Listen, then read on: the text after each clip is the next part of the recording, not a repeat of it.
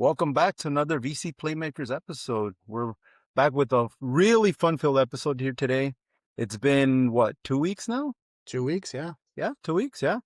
So we got a lot to catch up on, guys. I don't know if you guys have been keeping up with your football news, but before we get into that, actually, we got Chris with us here today, the ghost in the pose.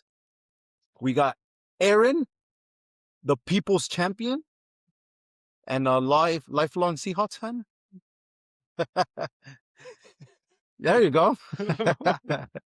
And I'm like I said, we got a fun-filled episode, so saddle up. That's why I'm here reporting live. Are you on the Nice. scene in Texas? I am here in Texas. Nice. Dude, he just Yes, roped sir. a Bronco, man. And a cowboy. Yeah, there you go. Oh, and Chelsea couldn't make it today, but she does want us to hand out some birthday wishes. Aaron, do you want to take those birthday wishes? That's a HE double hockey sticks NO. Come on, Justin Herbert, your boy. Your boy. Justin, Happy birthday, Justin Herbie. You know, Justin Herbie, happy birthday. How old is he turning? A little 28. bit over. I have no idea. 27, 28. We should have done our homework there. I know. We can Turned research it. overrated. We'll find out. Let's see. He's got to be 27. Yeah, I think he's late 20s. Yeah, 27, 28, 28. something like that. 28. Oh, yeah, boom. Didn't I say 28? You did. That's you how did. You called locked it. in we are right now. Technically, he was born at 9 p.m., so I'm right until you're about to be right in a few hours. So win-win for everyone. What's his middle There name? you go. Joshua. Oh. Is it really? I have Justin no idea. Joshua? Oh, okay. But like his parents really named him Justin Joshua? Yeah. JJ. They called him JJ, yeah. Oh, that's true. Very true. Well, hey, don't free think he has a agent middle name, though. frenzy, but Max Crosby Patrick. and the It's Patrick. Ravens.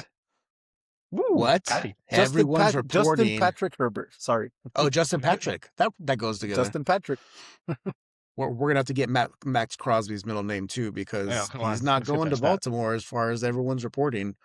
Failed physical, phantom physical. I don't know, Roski. What you're hearing? The physical's not until tomorrow.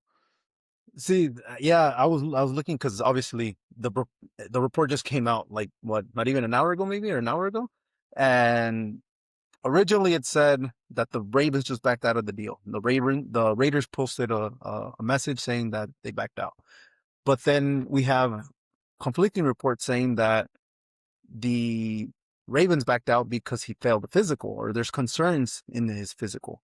But I had seen another report that supposedly they can't even do physicals until Wednesday, which is obviously until tomorrow when free agency opens officially. So what's out there? And now here's the thing too. The Raiders have already made so many agreements with so many players, and they, bulked up their defense. They already, I think they addressed the line already a little bit as well. But their defense has been the primary focus, I think, in free agency, if I'm not mistaken.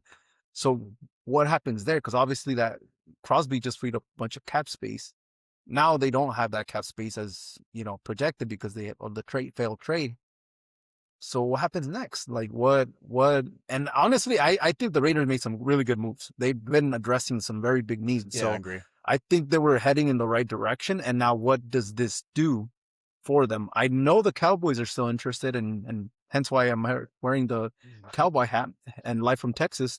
But yeah, maybe I should have gone to Baltimore instead, right? To give you guys better insight. There you go.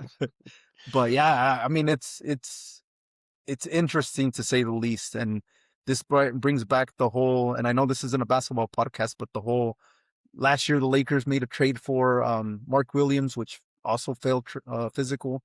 Never made it yet. The CP3 trade with the Lakers back in the day, that Don't get me vetoed. started, though. I know. I can go on for days on that. Yeah. But what happens now? Like, what do the Raiders do now that they have Crosby back? Yeah. So someone's gonna be buying them for 60 cents on the dollar now if they have all their funds allocated somewhere else and they have to get rid of them. 2 first rounds end up being, well, we'll give you a first round pick and a late 5th, and someone's just gonna get a steal. Yeah, that'd be crazy. It does remind me the Giants signed Carlos Correa, shortstop, couple off seasons ago, but didn't pass the physical. And then I think the report was the Mets signed him, and then he didn't pass that physical, and then eventually the Twins signed him. So it was like a bizarre. You don't see that too often, but Max was the talk of the town. Who's going to get him? Raiders are shopping him, and then when that news broke, those 2 first-round picks, the Ravens were giving up for him. I don't know. We'll see. I mean, I'm curious just to see what's going to come out of this, but I think I'd be very surprised if the Raiders drop down their asking price very much. And that's They're the in a thing. spot where are they allowed to, or can they? Depending on the mean, injury, right? What we find in the physical. Was I he don't know, hurt like, at the end of they've the already year? I don't committed even other remember him being contracts. hurt. I don't remember. I mean, the Raiders. Who was paying attention, really? Well, remember the Raiders wanted to shut him down. I think it was a knee issue, if I'm not mistaken. But he likes to play, right? So that's why he's always on the and field. Yeah. that's why he's like, I can play, but apparently, I mean, maybe he can't, and here we are.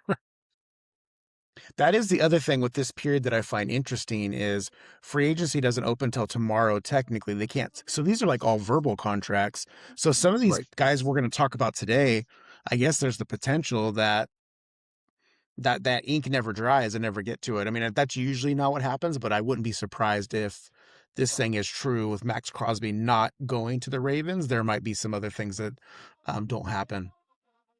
Sounds like some fines need to be sent out to the league then. If nothing should be sanctioned until the following day. You know, come on. Yeah.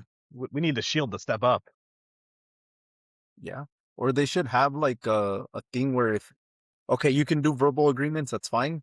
But it's like, you have to have it like kind of set in stone type of deal. Like you can't have these teams just back out because of little things or whatever the case. Now, I'm not saying Crosby's might not have an injury or might have Sure, something, sure. right? But I just think like sometimes teams, because there was also the word around the league or word around social media or whatever you want to call it, that did they overpay? Did the Ravens overpay? Right? Because they gave up basically some people are saying a bigger package than Micah Parsons, and Micah Parsons is younger than Max Crosby. So a lot of people were criticizing whether or not the Ravens gave up a lot, right? So because of that, any little thing, are they going to nitpick and say, oh no, he failed and we're backing out, So I just think there needs to be, if there's going to be a period where they allowed to have these verbal agreements, they have to have some sort of, system in play where they can't just, you have to show real concrete proof or whatever the case is. And maybe we'll get it, but I don't know. It just seems a little odd. It's just like toying. That's where it's like I know we talked about it before we started recording, that are some of these things clickbait. They just want us to like read stories. And so all these guys that are breaking news, like it's cool and we're all jonesing for it. But then the next thing you know, something falls apart. And yeah, like the Tua, right? So the Dolphins are going to eat $99 million of that contract. It's dead space. It's ridiculous. But what I was watching last night, they're not going to cut him until June 1st. And so, but he's already verbally committed, I guess, to the Falcons for the veteran minimum. So that's a lot of months to go by until June. I'm pretty sure it's June 1st. But yeah, I mean, that's a wild one for him to go and compete with Michael Penix Jr., the two left-handed quarterbacks over there in hot Atlanta. But for a veteran minimum, that seems like a steal for the Falcons, in my opinion. Yeah. I mean, he's got to be better than a good chunk of backups. And he's going to play for a new contract too. So, yep. He's going to come with his A game. Yeah.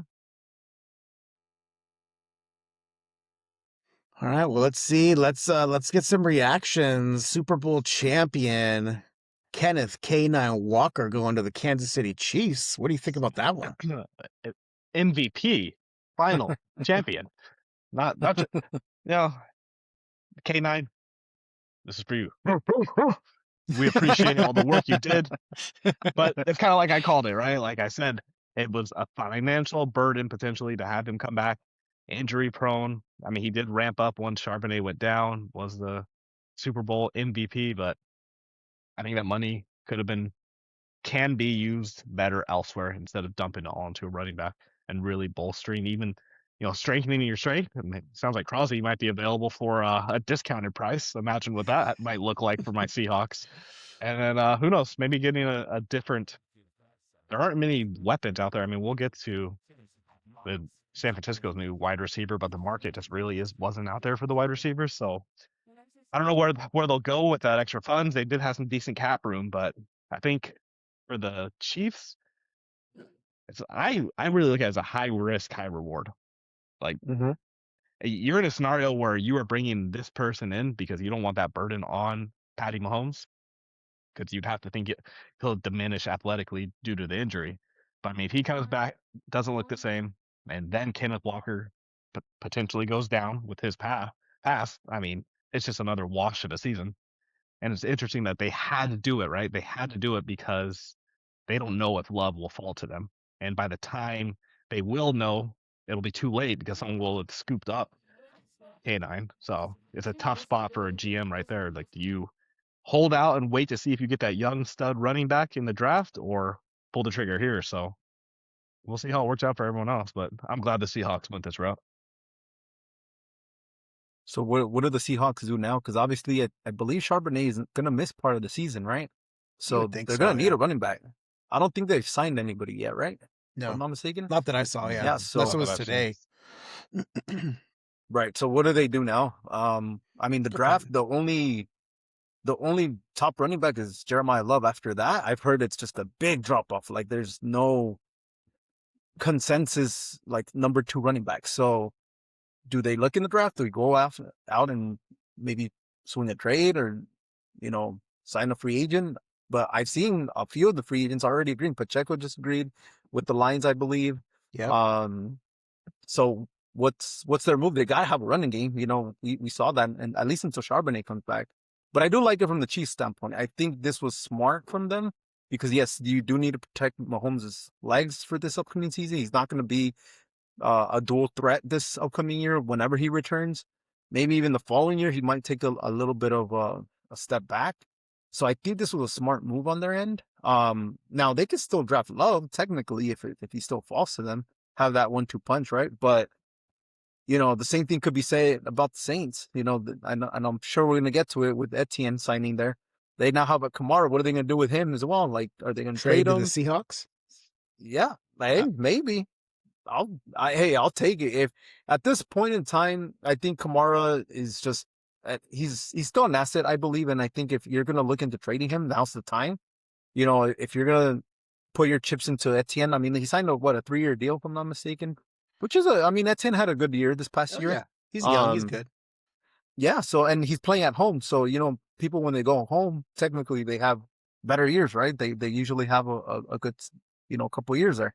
So, and they could still draft also Jeremiah Love. They have a high pick enough to get him. So have that 1-2 punch there and move on from Kamara, get some assets in return. I mean, it's interesting to say the least, to see what's going to happen. But I think the Kenneth Walker move was a smart one from the Chiefs. Now, if he can stay healthy, that's another story. But I think that's can be said with any running back too, because they take a beating. I have to agree with you. I do like that Kansas City signing. I mean, it just seems like that fits really well. Kansas Mm-hmm. City has not had a 1,000-yard rusher for many, many years. They hoped it was going to be Pacheco, but he's battled injuries, and then I don't think he ever fully recovered coming back from some of these injuries. I do Mm-hmm. like him going over to be the complement to Jahmyr Gibbs. He is a physical runner. Different. He's a smaller stature than David Montgomery for sure. Yeah. But I everything is going to come down to health. And with K9, that's kind of the knock that we've had on him. But we know when he's on the field, he's productive. And Mm-hmm. I'll be curious the other weapons they put around the Chiefs. Are they going to bring some receivers in? Is Rice going to play? We don't know. We know he's good, but he's a naughty boy and gets himself in trouble a lot. Travis Kelce's coming back. He's not what he was, but he's still a decent tight end. But yeah, Mm-hmm. I think that's a really, really good signing. And ETN was the second one I had on the list. So nice segue, Roski. I do, him going home. I think that's cool. We should do over under how many tickets people or his friends and family are going to ask for him to get for home games. Nice move though. I think ETN had a really strong year. It seems like the Saints are on the way up. I like what we've talked about it on here. Tyler Shook and then growth. Chris Olave having a good season. They do have high draft picks, but it felt like as the season was moving on, they were heading in the right direction. So I think it's a nice addition. Kamara's got all kinds of years and miles on those wheels of his, those cleats. But maybe that's the good 1-2 punch now there Cool. in New Orleans. But Roach, what do you think about ETN going to Nolans? Nolans, my home away from home. Yep. Wake me up in 3 years if Shook pans out. So who, who cares? I'm looking at who the next Super Bowl champion will be, and my lifelong fandom will be given to. So it won't be them. But congratulations to him to get to go home and showcase his talents. I mean, he'll have an opportunity to make a name for himself out there, whatever he's doing out there. But a little side note, Beignet is super overrated. I went to the top spot out there. I'm just saying You it was have not said that that. Cafe great. Du Monde. Yeah, like it's not that great. It was like a Was it warm? Oh, Was it still warm or was it cold? yeah. You know what's Okay, a weird? I okay. don't want to get sidetracked too much, but it was weird because they don't have real employees. They just have strangers come up and say, "Hey, we'll get your order for you." So I just give my money to a random person to wait in line for me. And I was like, "This is weird." But anyways, Yeah, I will say I wish they had a variety of beignets. It's literally just that one beignet and that's it. Like, have a little bit of creativity, I Have mean, different people love 'em. sauces People love 'em. to dip it Yeah, in there you different go. sauces, right? I mean, that wouldn't be Yeah, too hard. exactly. maybe Yeah. make it round with white frosting and sprinkles, and then call it a donut, and then I'm in. Call it a donut. That's funny. But What really quick, about? Oh, go ahead. before Yeah. we move on to the other free agents, I wanted to ask you guys, where do you guys see as far as fantasy goes now? For both Kenneth Walker and for Etienne, where do you guys see them? Because I have them in these specific tiers, but I wanted to see and hear your guys' thought. Where do you guys think they land in fantasy this year? I For would me, probably go ATN over Walker. I think Walker Oh, has the potential to be way better point wise, but like we've already talked about, he has a little bit of injury history, and that's not being the bell cow back, right? So now we're giving you full touches all the time. Like depending on where you draft him at, that could be a make or break for your season, unless you're just grinding the waiver. So I feel like the other one's a safer pick. I would bet Walker's going to go first because you get caught up in like, oh, that was a Super Bowl MVP, and then you saw this run that Walker went on. I do have my worries about injury history with him. He is young.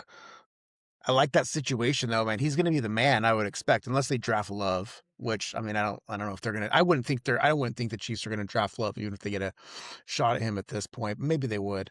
Um, I would take Walker over ETN. I've had ETN before. There was some inconsistency with the Jaguars. I'm not in love with either one of those guys though. I mean, I think it's good fits for the teams they went to, but it's not. I think there's a tier of running backs where they're all very similar to me. So Kenneth Walker, late second round. I would entertain it. Maybe early third round. Same thing with ETN. There's not a big I definitely wouldn't have taken either one of those guys in the second or third round of the draft we had this season, and so ETN was much better than that. Walker was frustrating with Seahawks. We know the commissioner had him in Charbonnet, and it was so frustrating. So, for me, I have to make sure I'm not caught up in how the season ended. I need to pay attention to how the whole entire season was. next year. Yeah, like sometimes we get the window dressing, we get caught up in that. Everything looks good. It's a shiny new car, but the whole Other thing season too was is like like that. he's no C-Mac where he's like a pass catching Right. running back. Right. True. And Very like true. if you got a pass catch, remember C-Mac with Patty Mahomes? Oh my God, the run game and the catch game, cheapers. But That would yeah, be that's another thing. ridiculous. Like Patty's arguably the greatest quarterback ever. So like, hopefully Andy can coach them up to do some fancy plays. But we'll see if K9 got hands out there. Yeah.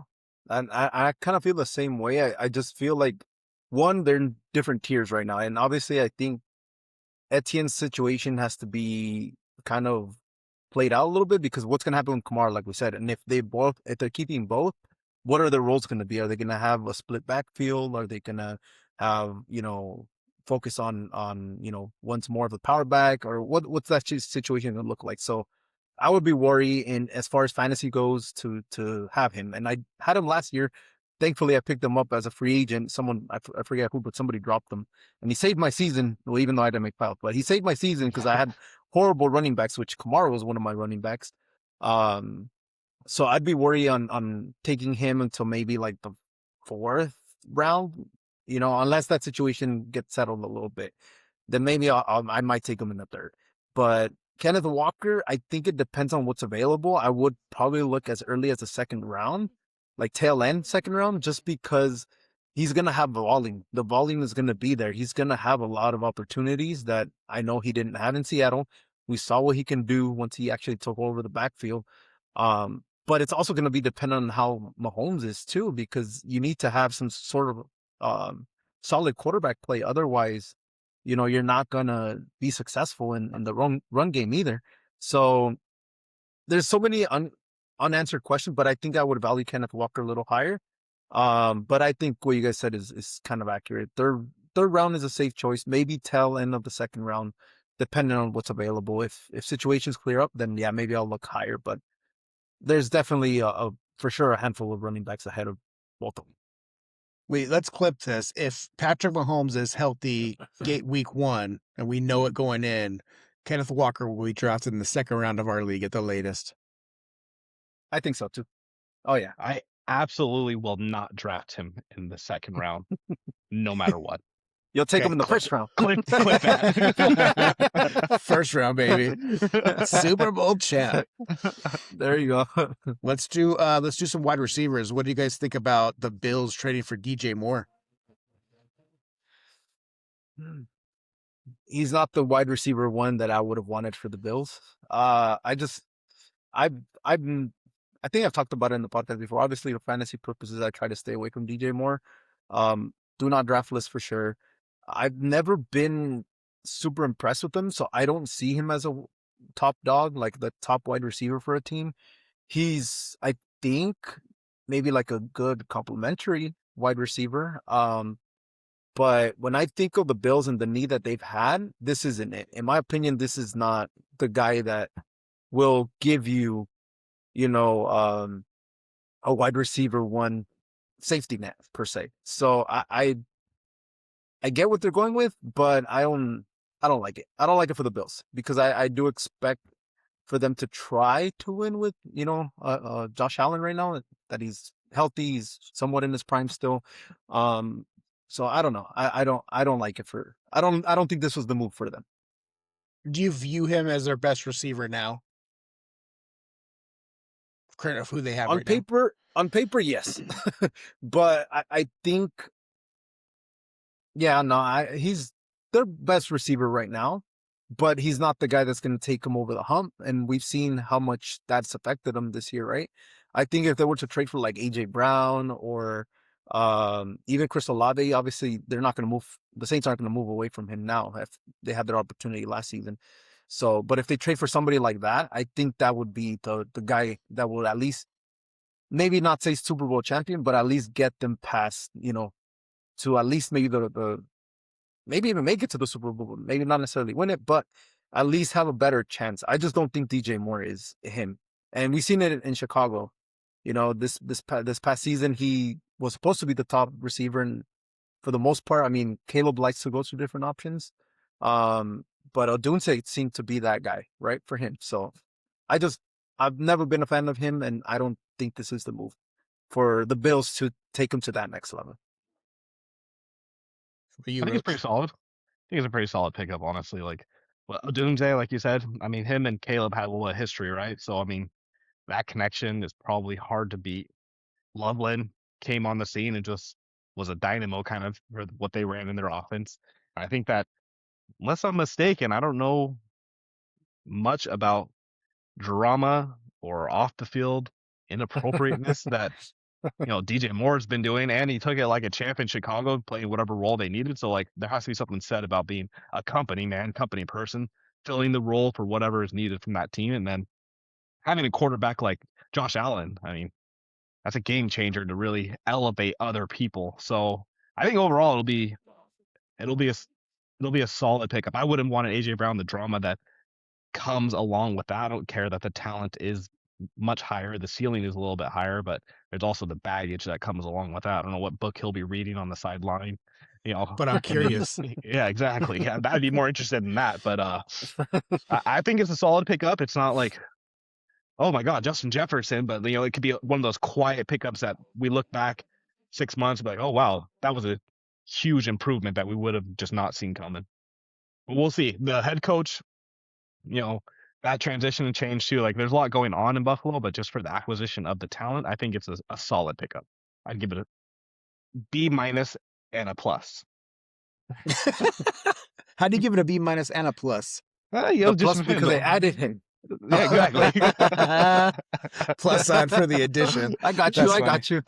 Thank you, Cowboy. Well, and Joe Brady, the Bills' new head coach, who was their offense coordinator, who was the coordinator, I believe, in Carolina. DJ Moore was with Brady before, so Oh, that's right. I would think that works in the favor. I definitely think he makes the wide receiver room better, but yeah, he's not in that tier of Jefferson and Chase and Puka and JSN. He's not there. I can't remember what they gave up for him, so I think from an NFL standpoint, I like the move. I think it's a good move. Now, fantasy wise, I've had DJ Moore, I think the last 2 years. I expected DJ Moore to be better this year from a fantasy. Now, in Chicago, a lot of mouths to feed. They had Rome. Loveland came on toward the end. The rookie Luther Burden the third came on. Mm-hmm. And so it almost felt like there was too many mouths to feed. And then I still have the image in the playoff game against the Rams where it looked like he didn't fully run his route. Now, that's one play. But I think it was a good move for the Bills. I mean, we talked about Josh Allen being MVP, but you need a receiver to get you there. You need a receiver that can bail you out, especially when we start breaking down the Rams and the Seahawks and how they were getting so creative with using their 2-star wide receivers. So I like it. Fantasy wise, though, at this moment, it doesn't change where I would draft DJ Moore, especially because I'm a little, I get scorned by these guys that I have. I didn't know what he was going to produce from week to week, so. Maybe for my wide receiver 3, I would draft him, but I'm going from the Bears to the Bills. It's not really changing where I value DJ Moore.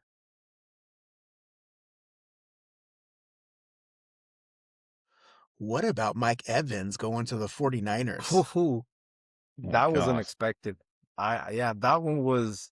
I honestly didn't think he was gonna leave Tampa. I really thought he would come back and he would retire in the Buccaneers, but yeah, that was. I think it's a solid move from the Niners. I mean, I know he was injured last year, and I know that hindered him a little bit. But even when he came back, he looked sharp. He still looked good. He is that wide receiver one. I would have liked him for the Bills actually, probably a little bit more than DJ Moore. But I think it's a solid move because Ricky Pearsall was supposed to be the probably the wide receiver one this past year for the Niners. He couldn't stay healthy. Even when he was healthy, he wasn't getting as much looks as you would think he would get. So I think this is a good move because it could unlock Pearsall. It could unlock other options. I believe they let go Kendrick Bourne, if I'm not mistaken. I think he left. Yeah, he went So to the Cardinals. yeah, there you go. So now he has an opportunity. Mike Evans is going to be the one there for sure. Oh, yeah. He's got a good position with Brock Purdy throwing him the ball, but I like the move for the Niners. I think it's going to make the offense better, and it's going to, like I said, I think it's going to unlock more opportunities for like Pearsall and other options. Obviously, we know what Kittle can do, so he's going to do what he does. But I think the offense is going to flow a little better, and obviously, assuming Purdy can get him the ball, obviously, because we've seen some of those mistakes that shouldn't be avoided at all costs. And as long as he can continue to follow the playbook and not try to do too much, like, and I know, Chris, that's frustrated you in the past. As long as he can do that, I think he'll. I think overall the Niners are doing better with him. Aaron does not like it. I saw his face. Give him a couple weeks in that training facility and see if he can survive the injury plague that has come upon the rest of the 49ers. Yeah, like I'm not fully convinced he'll be wide receiver one. That might still be CMC. So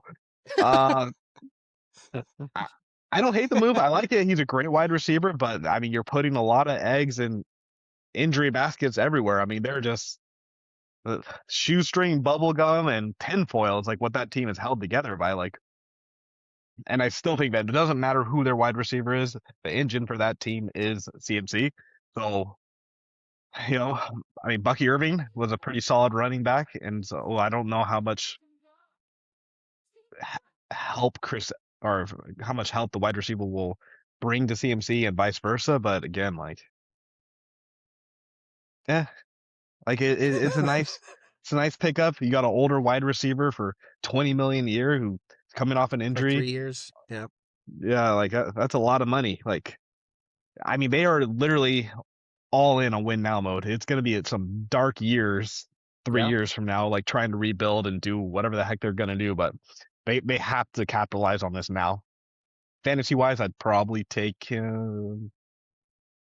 If I'm not going first, then maybe Above DJ Moore or below DJ Moore? Oh, Above. above for sure. Oh, yeah, This is above, easy. right? Come on, Aaron. Yeah. Above? Oh yeah. What are you waiting for? Hands down. I'd go. I'm taking more. Wow. I'll Yeah. remind you at the draft. Yeah, exactly. Clip If this they're one both too. available and I'm after you, yeah. If they're both Wait, so available you're and telling after me you, hey, I remember. I'm gonna take him just so I can trade whoever has DJ Moore and finally get a trade underneath my belt. Oh man. I mean, Aaron, there's things I agree with you on. I mean, Mike Evans is a bona fide. He's got to be a first ballot Hall of Famer, I think. 12 years, I believe 12 years with the Buccaneers. Fantastic career. Has battled injuries. That dude can high point a ball. He's got great hands. They've had really good receivers in and out of Tampa Bay for years. I'm hoping there's some leadership that Mike's going to bring into the 49ers to help develop these receivers further. I'm worried about the age. He'll be 33 when the season starts. Man, if we can get 1 or 2 years out of him, I'll be happy in terms of, can Purdy just throw that ball up in the air and Mike's gonna go get it? That's what I'm hoping for. Ayuk's gonna be gone. Jawan Jennings is gonna be gone. I know Jennings hasn't signed yet, at least when we started this thing. $60 million for 3 years. I just worry about the age and the injuries. So that's what I worry about. I know they were linked to Romeo Dobbs. They were linked to a couple other guys. I personally was hoping we also were going to sign Tyler Algier, especially when I saw he signed for $6 million a year. So then it could be a nice give McCaffrey more of a break.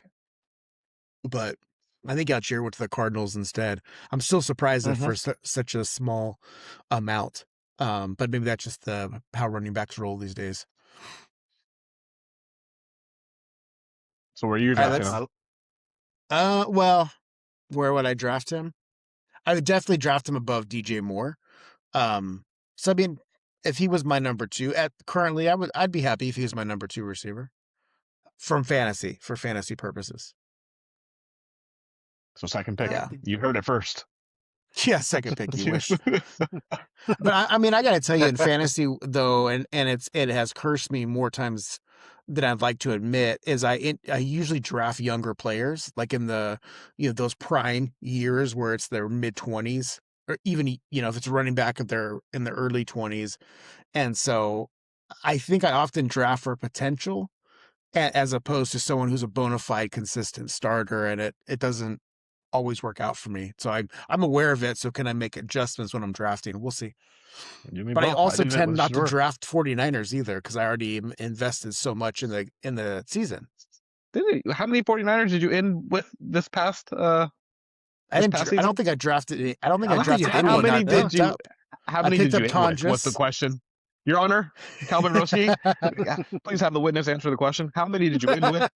I picked. I don't know if I ended with any, but I had Tonjes and I had Purdy that I picked up, but I dropped both of them. And then because Gerardo picked up Purdy and beat me. Gerardo picked them up. Yeah, he's the one that ended up with a lot of them. Yeah, that's karma right there. And then the one season before, I had 149er, I think CMC, who played 1 or 2 games. That was a great season. Games, for me. Yeah. Stop it. All right, let's go to Pittsburgh. Pittsburgh for a couple. They signed Rico Dowdle, running back from the Panthers, and they trade for Michael Pittman Jr., wide receiver 2. Oh, that's what do you guys think about those 2 additions? for me, that Rico Dowdle confused me a little bit. But from his standpoint, why would he go when Jalen Warren's there? And he could have been. I mean, we saw how he exploded last year in Carolina, right? For a stretch of like, what was it, like 6 games, 5 games? Yeah, he's on fire. Why? Yeah, why? And what was the? Do you know the contract amount? I don't remember off the top of my head. I But didn't see it, but I know Gainwell's gone, went to Tampa. So then, but Rico's not the right, same player. He's not a receiving threat no. like Gainwell is. Mm-mm. So to me, I don't know. I don't know. Maybe he explored his options and no one was offering as much as they did. But I think Rico could be a starter somewhere. Maybe not to say he's going to be the best, you know, running back out there, but he has potential and showed it last year. So to me, it was confusing from that standpoint. But for the Steelers, I think it's a good competition to have, and I think it's smart for them to have those two running backs, because that could put pressure, just like in Carolina where we saw Chuba Hubbard was struggling, then Rico Dowdle took over, and then they kind of fluctuated from there, and then Hubbard kind of took it over again towards the end. So I think it creates a great, healthy competition at the running back position. For Pittman, to me, I'm not a fan of Pittman. I haven't been a fan of him. He has stretches where he's good, and then he has stretches where he's not good. Obviously, you still have DK Metcalf out there, so he's going to be probably the complementary wide receiver. Yeah. So it could pan out a little better for him. Obviously, we need to know who's going to throw him the ball, if it's Aaron Rodgers or if it's someone else. But I just think it's a safe move. They didn't give up too much. Does it make them better? Maybe a little bit, but I don't see them going out there and making a lot of noise. I just think Pittman is average to me. What if it's Kyler Murray throwing him the ball and DK? Then they will be worse. From a scorned Murray owner last year. Kyler has a chip on his shoulder, right? He has a chip on his shoulder. If he plays football this year, which I think he will, wherever he goes, he needs to prove it. He needs to go out there and he needs to ball out. Show the Cardinals that they were wrong and show them that he was their guy. But if he doesn't do it this year, then he's done. Kyler Murray's done after this year. This is the make it or break it year. And if he doesn't do it, it's over. He should just go to baseball. Honestly, I think he would have a better career there. Oof. Didn't the A's draft him? Is that who they drafted Kyler Murray years ago? Yeah, and they're going to Vegas, so a new stadium. So maybe it's time. The shade thrown at baseball players. Oh, you haven't played in however many years? Yeah, just go play baseball. The WBC is in shambles right now. Hard-fought victory for USA over Mexico, and this is what you're going to come on and say that anyone can just beat a baseball player? I love baseball. I got a baseball hat on. Come on now, I love baseball. That's not your team, though. I know it's my son's team, and I'm coaching. So we just got our stuff. Yeah. Oh, okay, that makes sense. Solidarity. Gotcha. It's okay. I mean, it really is. Who's the QB going to be, right? I personally would probably take the flyer on Kyler before I bring A-Rod back. Like, me too. Can go, I think so. On that drama, and the potential is still way higher there. DK with Pittman, that seems like a 1-2 punch. It could be something like what Roski had to deal with before with Puka. Just never getting all those tutties and then doing all the workhorse points. So I'm thinking about it from more of a fantasy angle. If you got two people who are splitting, it's like one like David Montgomery and Jameer did it before. I'm just like, this is terrible having David Montgomery. You just are awful and don't get big plays. They just throw you in to break down the defense a little bit to soften them up. So I would probably not draft either one of them fantasy wise. Like, I'll draft Shador over either one of them. And different position too. Yeah, I mean, at least I'll get some memes out of it. So he's gonna go Dion. He's gonna play receiver this year too. So okay, all right. Oh, I like that. Yeah, but it doesn't really do much for me. The direction, Pittsburgh is going for their perpetual state of mediocrity. Sorry, David, but this will get them there. This will get them to the playoffs and lose in the first round. So congrats to them. Now, I'm a Pittman fan. I've had Pittman on my team a number of years. This year, he went undrafted in a ton of leagues. Or I got him with my last pick. I want to say in a couple leagues. He has moments when he's productive, but he's not a like big play guy at all. He's a possession Mm-hmm. receiver. I think he runs good routes. He's got good hands. But he does the dirty work too. He'll block, and so that kind of fits like That's that true. old school Steeler mentality. They did not have a number two receiver. I can't even think of who a second receiver was with Pittsburgh last year. It's all going to come down to who that quarterback is, I think. But DK will get, the majority of that coverage. So Pittman could have a good year. I mean, I kind of look at it, even though they're different. Alec Pierce and Pittman with Indianapolis were all productive. They had productive seasons. Tyler Warren as their tight end in Indianapolis Mm-hmm. was productive. When Danny Dimes is there, when Dimes gets hurt, it's a whole different situation. So it's all going to come down to their quarterback. Dowdle, I'm intrigued by it. But, like you said, Rosie, they also have, they got Warren, but they also have that rookie they drafted. I think his name's Caleb Johnson. So is this going to be That's true. really jammed together running back room? Because Dowdle, based on that small sample size, when he was like carrying my fantasy team, it just didn't continue. So what was it? Because That's true. Carolina wanted to go with Hubbard and not give any consistent carries. I don't know. But there just seems like Dowdle's got some talent, but he needs the opportunities to really get out there and get 20 carries a game. Mm-hmm. Yeah. You guys ever have because I mean this happened to me in fantasy several times, but do you guys ever have wide receivers, especially with wide receivers, but do you guys ever have wide receivers that you carry on your team or you draft just in case they pop off or to have them in case of anything? And you never play them. You might play them one game when there's bye weeks and things like that.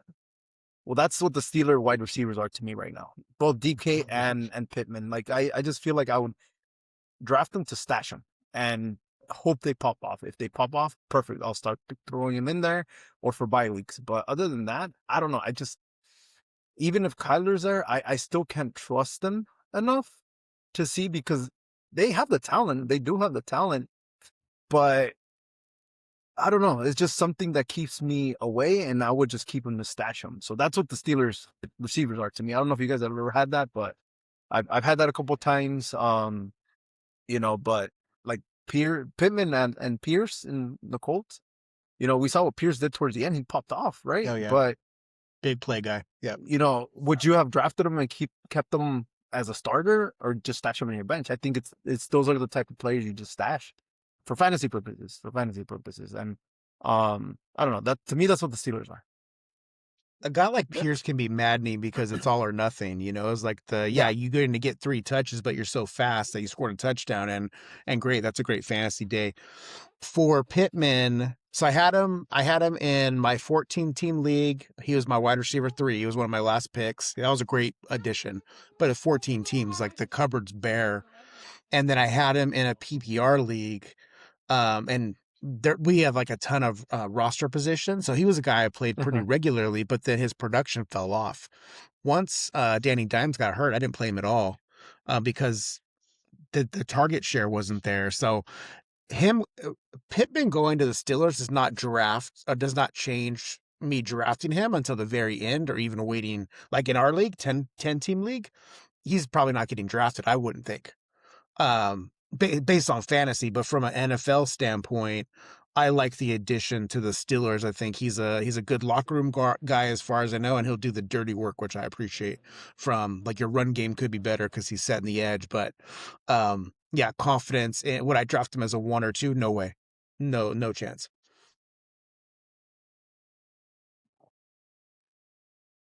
Let's do it. Let's do a quarterback. What about Malik Willis? I think the top free agent quarterback who was the backup with the Packers showed some flash. He's going to about Miami Dolphins.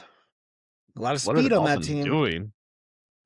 You pay someone $90 million to not play, and then pay another. I mean, you need to go rebuild. Like you don't rebuild with the top free agent quarterback, right? You just let whoever. You must have someone on their bench just go out there and be terrible, and then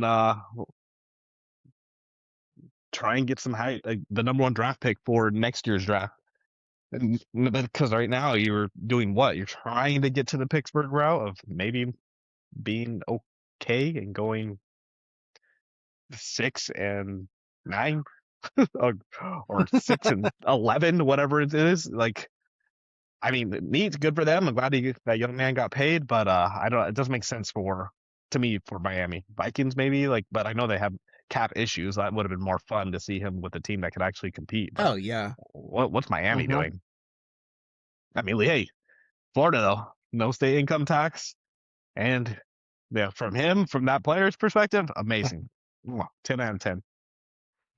Well, and the head coach he's going to was the defensive coordinator for the Packers, so he saw him The firsthand in Packers, yeah. practice. It's kind of interesting to have that little wrinkle. Jim Halfley or Jeff Halfley, something like that. I kind of agree with Aaron though. I just feel like what are the Dolphins doing? Like they're already paying 90 million and you're adding what another 60 million on top of that to pay quarterbacks that one is not even playing for you anymore. So why not just hit it's like they're trying to do a rebuild but like half rebuild. Like they're trying to play it out in hopes that Willis pays off and they're able to build something with him, but I just feel like that wasn't the move either. Like from the Dolphins standpoint. Now for Willis, he got the guaranteed money. I think that's why he signed because he got I think 45 3 million. years, I right? think guaranteed. Yeah, 3 years, 60 some million, 45 million guaranteed. So if I was Willis, I would have preferred because to me it seemed like he kind of had his own. He could kind of choose his own destination, right? And in my opinion, if I was his agent, I would have pretty much told him go to Minnesota. Go to Minnesota, maybe sign for a little bit less, but you're going to have all these weapons. You're going to be in a great system. You're going to be with the coach as a quarterback coach, basically. That's what he's known for. Put yourself in a situation to thrive and then sign your money and get your money later. Bank on yourself later, but I feel like he kind of went with the safer route as far as securing the bag now. But if he does not pan out in Miami, which it's a very, very difficult situation to be in, right? If it doesn't pan out in Miami, what happened after his contract's over? Where's he gonna go? Is he gonna be on someone's radar? So I just feel like he should have played a safer option as far as the team that he went to. And from the noise I heard, he kind of had his own pick, so he should have picked Minnesota and banked on that and hoped that he got paid later, like Sam Darnold just did. Would you have been more intrigued if he would have gone to Pittsburgh? Yeah, I think so because it's a slightly better situation. Although the Mike McCarthy, head coach signing to me is a little still, it's not the guy, but there's just way more unanswered questions in Miami. They're strapped with cash now because of the whole, having to let go of Tua. Um, they're hitting a full rebuild in Miami without really doing it on paper because obviously they trade, they released Tyreek Hill. They traded Fitzpatrick, right? I think they just traded him as well. So you got to look at that situation. So I get Willis signing the bag, but he could have had better options, and I do think Pittsburgh would have been probably better than Miami.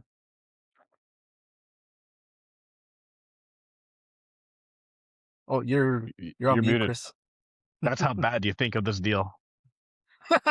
There you go.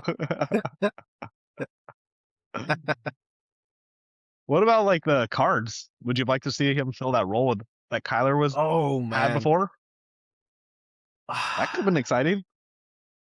it could have been, and I do think that the fact that they have a younger head coach and a more creative coach, Mm-hmm. it would have been interesting to see. I wouldn't mind that. Yeah. But I do think that yeah, it's just Miami's not the place. I don't think that he chose incorrectly, but I would have been intrigued seeing him in Arizona. I think with With that tight end. And plus, yeah, who I did they mean, just oh, pick up that was a great acquisition? Oh my God. well, I know Tyler Algier was the running Mhm. back. Oh my God, who else did they? I think they did pick someone else. I'm trying to remember I can't remember who right it now. was. Either way, I'd love to see the comparison for because we were talking about, hey, get that bag later if you go to a more consistent franchise. But I mean, how much money that he saved from that no state income tax that Minnesota, how True. much more would they had to have paid in order for him to recover that money? You know, this is his big one payday. Like, and he was a backup before. Who knows? Like, if it was me, it'd be hard to bet on myself when I can guarantee, like, at least I'm set for life for money. I could get an injury, I could not show out, and then my bag's never coming. You know? That's true. That is true. I guess to your point, you make a lot of sense there because yeah, I guess secure the bag now and at And if I'm a least free get some agent, generational money. Yeah, if I'm his agent, I guarantee my money too if he signs. So like, hey, I'm sending you to Miami right now for that. That 10% looks really good. true. I'll be curious offensively what they can do with because Waddle and Achan and then Willis, the speed of those three guys, be That's true. interesting. But yeah, it's not. I would have been more intrigued if he would have gone to Arizona, Pittsburgh, Minnesota for sure. I hadn't even considered that one. I think that would have been a cool one. The Jets, no, boring. You would just Gino. be Gino's going there to save the day. Full circle. Yeah, full circle. But all right, let's do a speed round, and then I know we got it's like a ghost story or two to like close us out. Any reactions? What are your thoughts on Aaron? You had this guy Wandale Robinson going to the Titans. Honestly, the Titans are making some moves. I mean, They are. you Mhm. said that was the number one pick for you to want to uh pick as the franchise moving forward or the best coaching spot. And so with Wandell going there, they got a solid receiver that I think has some real potential there. Um, Mhm. I don't know where I would draft him at though. So we'll see. I mean, he really helped my season. I was struggling there for a little bit, and then still didn't make the playoffs, so he didn't really do much. Actually, I hated him. You know what? I didn't win the championship, so screw Wandell. I blame it all on Never him. mind. Yeah, exactly. Are you drafting Mike Evans over him, Aaron? I'm taking Wandell. Honestly, I Wow, like Wandell. dude. Yeah. Wow.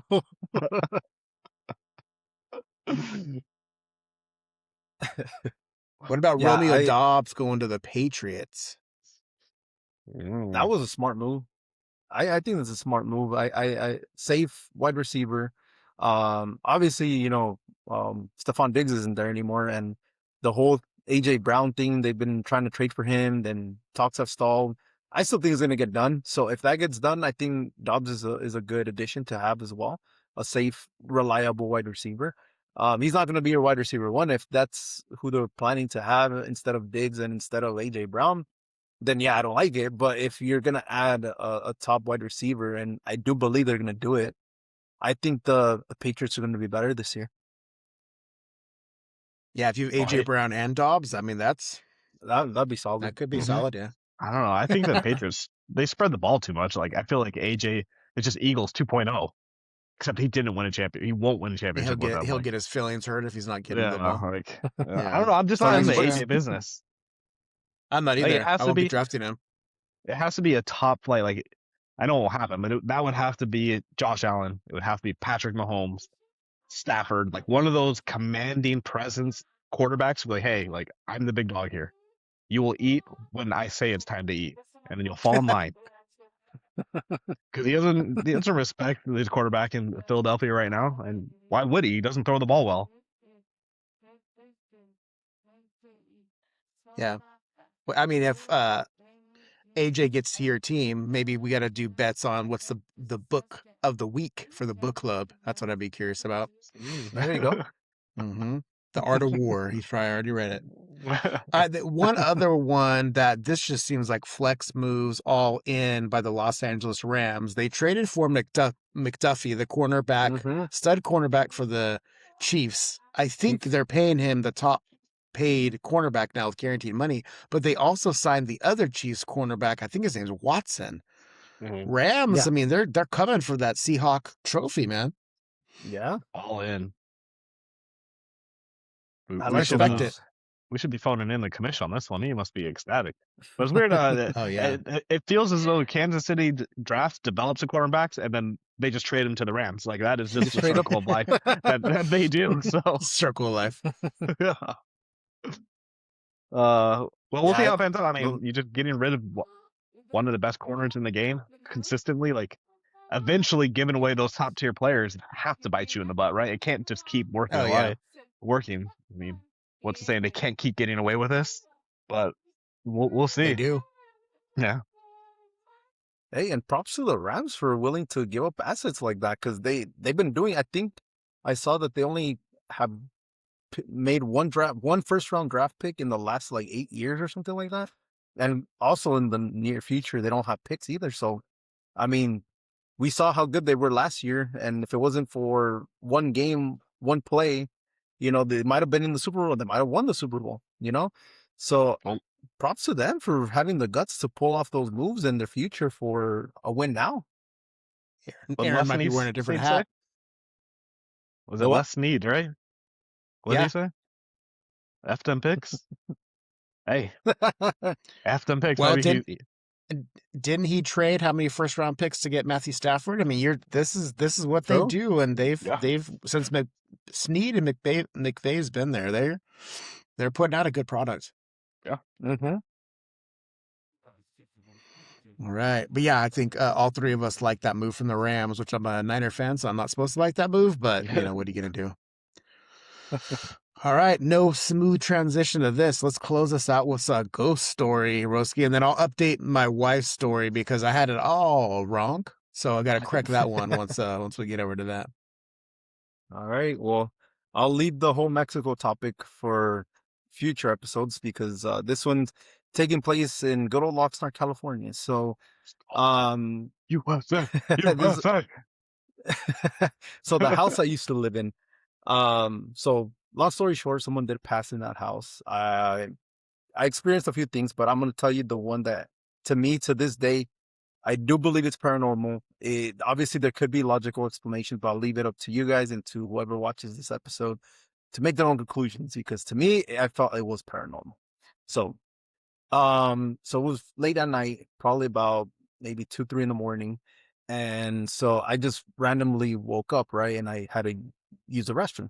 So I was in my room. I go outside, and right as you walk outside the room, we used to have a light switch, right? And I used to turn on the light, and the restroom was right across from it. So the hallway's here, the room's here, the hallway's right next to that, and then the light switch is on this side, and then the bathroom was a straight shot basically from the room. So I went, did my business, and I had the tendency to turn on the light from the hall, go into the restroom, do my business, and go back, turn it off, and go back to bed. So as a normal night, that's what I did. Got out, went to the restroom, did my business, went back to bed, right? And so I'm laying there, and I don't know, for some reason, I just can't fall back asleep. And I would say maybe about a minute or two passed, and I open my eyes, right? I open my eyes for whatever reason, and I just see light coming from underneath. You know how underneath the door you could see when light pierced through? So I saw that, and I'm like, did I turn off the light from the living room? Excuse me, from the hallway? And I'm like, I usually do, and like I always did, right? So I'm like, did I just forget, or what's happening? And so I'm about to get up to turn off the light, and I kid you not, we have a sound bar. We still have it actually here in my new house, but we have a sound bar that connects to the television. And that sound bar, I'm literally about to get up to turn off the light, just completely at full blast turns on, like completely full blast music. And it was like hip hop or something like that. I can't even remember exactly what it was, but it was like, we never have it that loud type of deal, right? And I'm like, what the hell? Like, it just freaked me out because obviously, one, I just saw the light was on, which I thought I turned off, and now the speakers going off like crazy in the living room, and I'm just like, what the heck? And I'm like, okay, whatever. And so I get up, I turn off the sound bar, and I'm like, okay, maybe I left it on, and someone connected to it, whatever the case. I'm thinking logically, that could be it. Whatever. Turn off the sound bar, turn off the light. I go back to bed. So I go back to bed and I still can't fall asleep. And I'm not like I'm scared or anything like that. I just can't fall back asleep. And I'm just there, and I'm kind of like, just eyes closed, just trying to rest and trying to, sleep. And then next thing I know, I hear like running. like fast running. But to me, it sounded like it was up on the roof of my house at 3 a.m. Keep in mind. And I just hear running. I just like lifted up right away. And my wife heard it too. And she's like, what the hell was that? And we just heard running, like legit, like somebody running on the roof. That's what it sounded like. And we're like, what the hell? And I kid you not, I got up to go because I have the window right in front of me. So I got up to look through the window and I don't see anything. And I heard more running. And as I heard the running, I hear that the running stops and I just hear somebody panting, like right in my ear, like that. And I'm like, what the hell? And I'm again, this is late at night. I'm still thinking, I'm trying to process everything. So I'm thinking someone's on my roof running and I hear them panting now, right? And my automatic thing is, okay, I'm going to call the cops because I think someone's on my roof, right? So I call the cops and I tell them what's going on. I run to my kitchen. I grab a knife just in case somebody is on the roof, right? I never heard any more running. I never heard anybody run down from the roof. I never heard, it's basically like it just stopped, right? And at first, I mean, I called the cops. The cops came, they looked around, they didn't find anything, they didn't find anybody, nothing was broken, nothing, whatever. And I left it at like someone was on my roof, maybe they're running from somebody or whatever. But then I started thinking about it. I'm like, I literally heard somebody panting in my ear, like right here. I, you could tell when someone's outside, you can kind of hear the muffledness or like the different tone, right? So to me, it was like, one, it's 3 a.m. Who's gonna be on my roof running, laps? One, two, I heard it right here. Like it's not like it was outside. It's not like it was, in another room. No. And the fact that combining it with like the light being on, which I'm like 80% sure I turned it off, the sound bar going off, and then the running and the panting in my ear. And then now there's other events that have happened before this that believe me to think that there's paranormal activity in this house. Right. So I just felt like after thinking about it more logically, I don't have an explanation for it. It could have been somebody. It could have been somebody on my roof running from, somebody else or from the cops or whatever the case is. But I putting it logically thinking of like, I never heard anybody go down. I never heard anything else. Like to me, it just doesn't add up than to maybe chucking it up to it being something paranormal. And I think what takes me over the edge mainly is the panting that I heard in my ear. Like, cause I heard it like it was somebody right here, like right next to me. My wife heard it. She said the same thing. She said she heard it right next to her here. She's back in bed. I'm standing on the opposite side of the room and we're both hearing the same thing literally right here. So to me, I don't know. To me, I chuck it up to being paranormal. Again, mixed with other things that have happened in this same house other times before, which I'll probably tell in future episodes, but it's just, I don't know. To me, it was something that I don't have an explanation for. Um, and so I took it up to being paranormal, in my opinion. But what do you guys think? But still, he wants to go ghost hunting. I'm pretty sure that's what he said before with all these things that are happening. No, I'm not doing No, it with you. thanks. You're a magnet. No, I'll listen to the stories, but no, I'm not going. Maybe that's the punishment for whoever loses. You got to come with me to do a paranormal investigation. Oh, shoot, that was better than me doing stand up with this open mic stand up set. Well, maybe not. We'll see. Yeah, so I was telling my wife, she's not into sports, fantasy sports even less, and so I was telling my wife like, oh, it's off season, so we were talking about horror movies and we told some ghost stories, and I said, oh, I told the one about the condo we used to live in and the stuff that happened before I moved in with her, and she's like, oh, you got it all wrong. I'm like, oh, okay, cool. So some of the things are the same, but there's really significant things that were different. So she definitely was in a time where she was feeling isolated, alone, depression coming in there. And she didn't see it up in the corner. She saw like something walk by out of the corner of her eye. And so it happened a few different times. And then she had one of those big candles, thick candle, but it sits on a glass like holder. I don't know what it's called, but she heard from another room breaking of glass. And so she went out and that glass holder was cracked.